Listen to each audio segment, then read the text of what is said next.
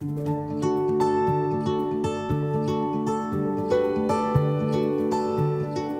my name is Joseph T. Hackett. I'm passionate about my topic because Black Wall Street or Black entrepreneurship is really what I'm focusing on.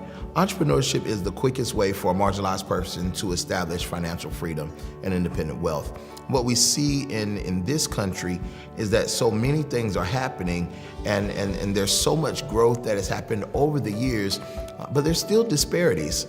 And it seems like no matter what happens, there's always this type of glass ceiling that limits people for whatever marginalization they have. Just because a person is different than, or looks different than, or sounds different than, or identifies as different than.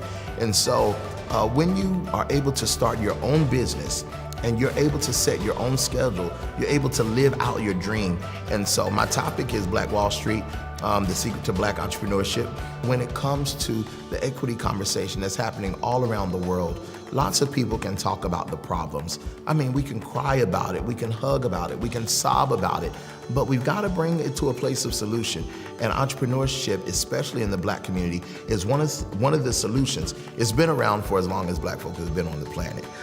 It's not a new thing. And in this talk, we're going to talk about some of the solutions and what can happen both in cities large and cities small to support Black entrepreneurship. But I was the one who danced, and you know, because grandmother was such an integral part of raising me the first years of my life, I was considered like her 11th child.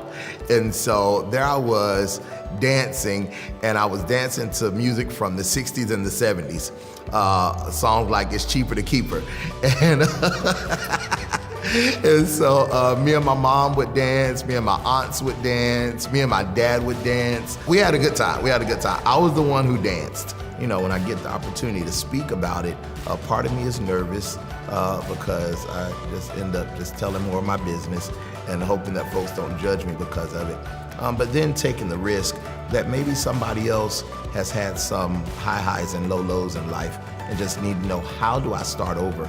And maybe there's another person that cares and wants to support and wants to partner. Or maybe there's a city or a government association that wants to figure out how they can do something to support people that are trying to make it happen for themselves. And not only did this journey include me doing it for myself, but for the 75 other Black businesses that are part of the Black Wall Street movement here in Asheville, we learned what works. We learned some things that need to be discarded, and we learned what is scalable that can be duplicated in other cities around the world.